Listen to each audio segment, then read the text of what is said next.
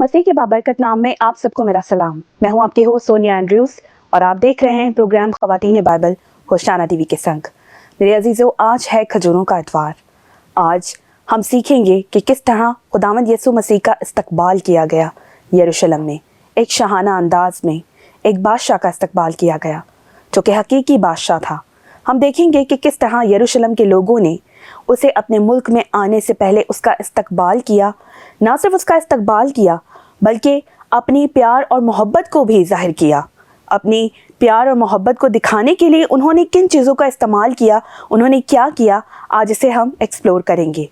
मेरे अजीज़ों, अपने प्रोग्राम का आगाज़ करते हैं और आज के अपने मेहमानों को अपने स्टूडियोज़ में वेलकम करते हैं। मेरी पहली मेहमान है मिसेस राहत।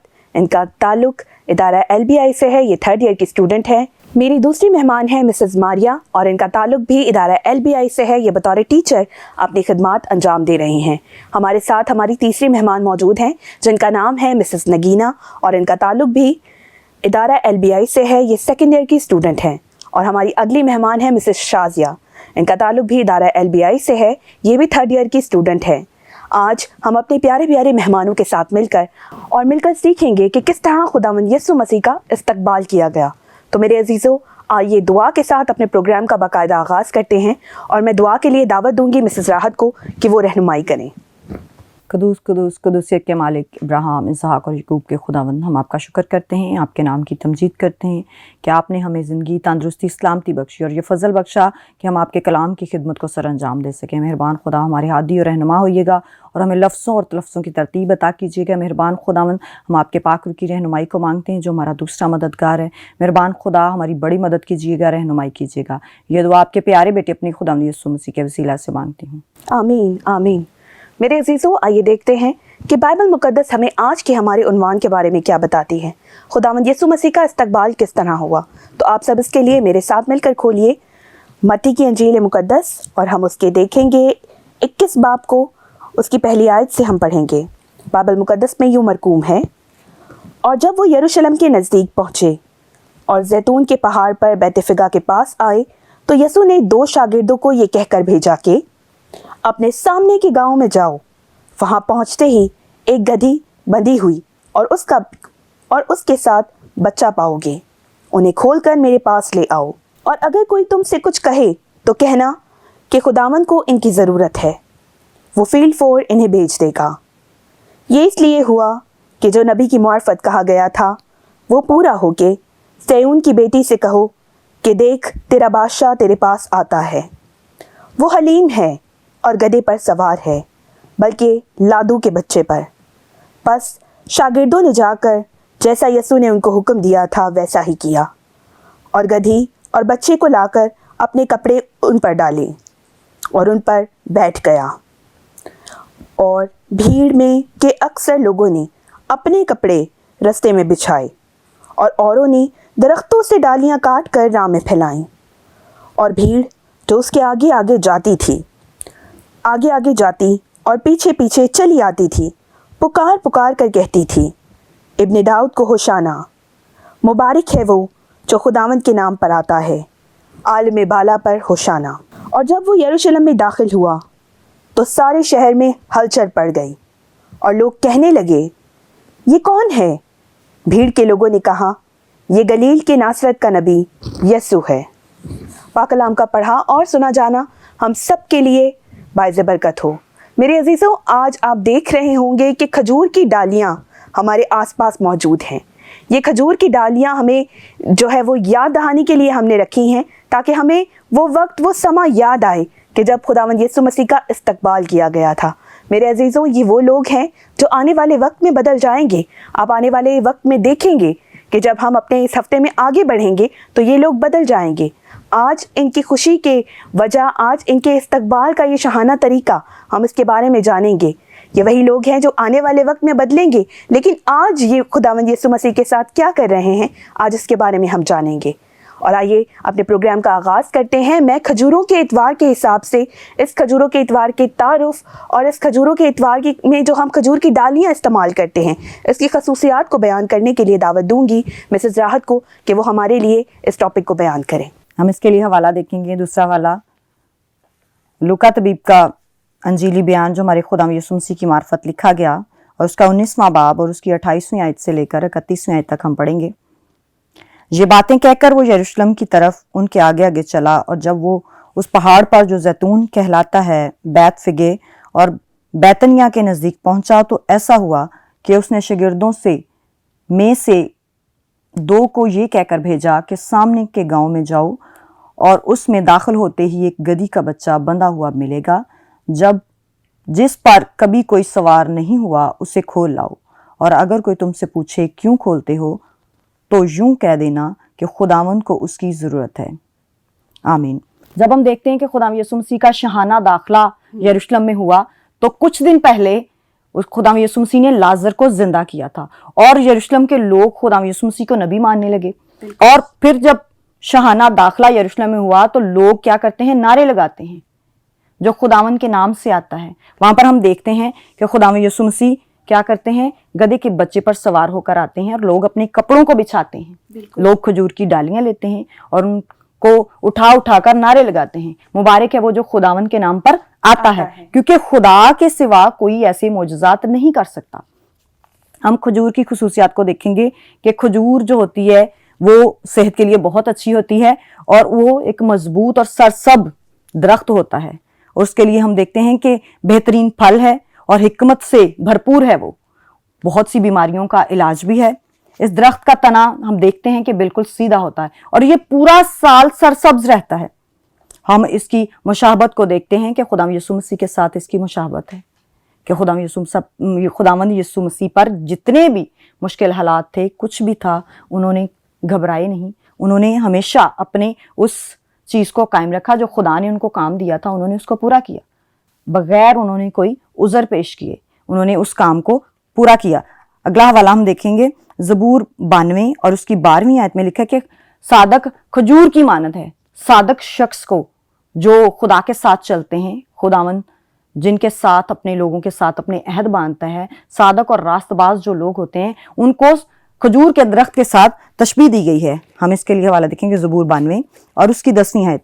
صادق کھجور کے درخت کی مانند سرسبز ہوگا اور وہ لبنان کے دیودار کی طرح بڑھے گا۔ جب ہم دیکھتے ہیں کہ یہ درخت بڑھتا اس کی اونچائی بہت زیادہ ہو جاتی ہے، اور صادق کیا ہے؟ کھجور کے درخت کی مانند سرسبز ہوگا۔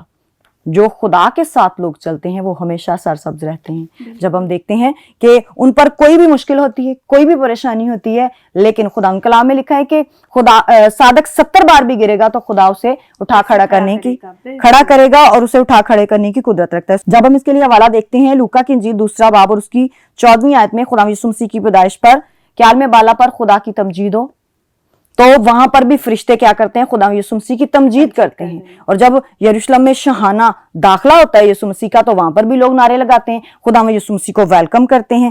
اور پھر ہم جب دیکھتے ہیں کہ یسوع مسیح کا شاہانہ داخلہ یروشلم میں ہوتا ہے تو لوکا کی انجیل اس کا 19واں باب اور اس کی 38ویں آیت میں صلح اور سلامتی کا پیغام بھی ہے ہمارے لیے۔ جب بادشاہ آتے تھے اور جب وہ گھوڑوں پر سوار ہوتے ہیں، اور گھوڑا ایک جنگ کو ظاہر کرتا ہے، جو لوگ گھوڑے پر سوار ہو کر جاتے تھے تو وہ جنگ کا اعلان کرتے تھے۔ اور جب ہم گدھے کو دیکھتے ہیں کہ کوئی بھی بادشاہ جب کسی کے ساتھ صلح کے لیے جاتا تھا تو وہ گدھے پر سوار ہو کر جاتا تھا۔ خدا یسوع مسیح کا جب شاہانہ داخلہ ہوتا ہے تو وہ گدھے کے بچے پر کیا ہوتے ہیں؟ سوار ہو کر آتے ہیں۔ وہ صلح اور سلامتی کا ہمیں پیغام دیتے ہیں۔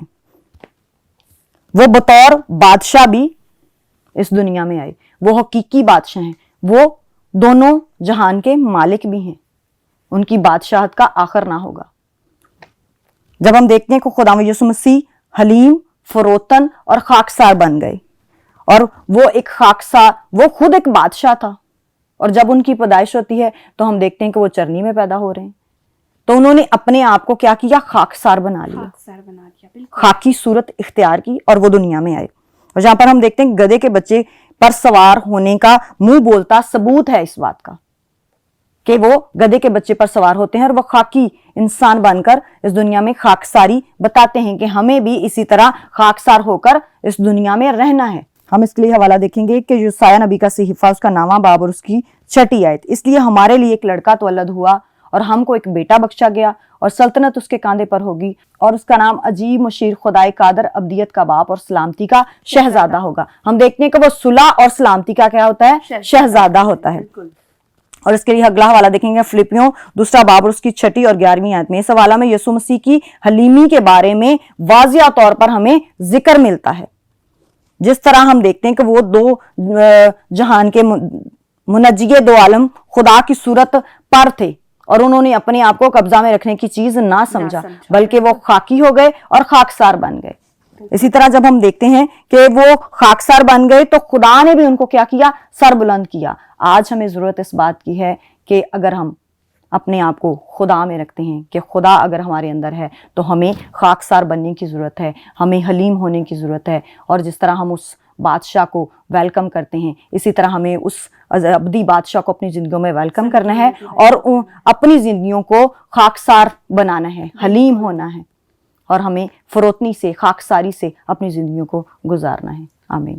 بڑی خوبصورتی سے مسز راحت نے ہمیں بتایا کہ کس طرح خداوند خدا کا شاہانہ استقبال کیا گیا. میرے عزیزوں, خداوند خدا کے استقبال کے لیے لوگوں نے اپنے کپڑے بچھائے, کھجور کی ٹہنیوں کو بچھایا اور اس پر چل کر خدا یروشلم کے اندر آئے. خداوند جانتے تھے کہ آج جو یہ لوگ مجھے پیار کر رہے ہیں آنے والے دنوں میں میرے ساتھ کیا ہونے والا ہے. خداوند کو سب چیزیں پتہ تھی. وہ ان لوگوں کو دیکھ رہے تھے. وہ ان دنوں میں بھی جب وہ اس کے ساتھ رہے وہ انہیں شفا دیتے رہے, وہ ان کے ساتھ ساتھ رہے, ہر غم میں ہر دکھ میں ان کے ساتھ ساتھ رہے. جب لازر کو انہوں نے زندہ کیا, جب لوگوں نے یہ معجزہ اپنی آنکھوں سے دیکھا تو تب انہوں نے خداوند یسوع مسیح کو نبی مانا تھا, کیونکہ وہ ایک مردے کو چلتا پھرتا انہوں نے اٹھ کے چلتا پھرتا دیکھا. میرے عزیزوں, خداوند ہماری زندگیوں میں بھی بہت بڑے بڑے کام کرتا ہے اور ہماری زندگیوں میں بھی کبھی کبھی ہمیں اسی طرح ویلکم کیا جاتا ہے. ہماری زندگیوں میں بھی آنے والے دکھ سے پہلے ہمیں بہت سی خوشیاں ملتی ہیں. وقت میرے عزیزوں ایک سا نہیں رہتا, وقت بہت ساری خوشیاں بھی لاتا ہے اور ان خوشیوں کے بعد کبھی نہ کبھی ہماری زندگیوں میں کوئی غم کی گھڑی بھی آ جاتی ہے. تو ہمیں بھی خداوند یسوع مسیح کی طرح ہر گھڑی میں ثابت قدم رہنا چاہیے. میرے عزیزوں, اپنے عنوان کو مزید آگے بڑھائیں گے اور اب ہم سیکھیں گے کہ کس طرح خداوند خدا جو 2 عالم کا بادشاہ ہے, جو بادشاہوں کا بادشاہ ہے, خداوند یسوع مسیح کی بادشاہت کے بارے میں ہم سیکھیں گے. اور میں دعوت دوں گی مسز ماریا کو کہ وہ ہمیں بادشاہت کے بارے میں بتائیں. جی سسٹر جی, تھینک یو. سسٹر, آج جو پیسیج ہمارے سامنے پڑھا گیا ہے بائبل مقدس میں سے, وہ ہم دیکھتے ہیں یسوع مسیح کا شاہانہ استقبال کہ یروشلم کے لوگوں نے خداوند یسوع مسیح کو کس طرح اپنی زندگیوں میں ویلکم کہا. اور آج ہم اس دن کی یاد دہانی کو منا رہے ہیں اور تمام کلیسیائیں اس دن کو اپنی زندگی میں یاد کر رہی ہیں.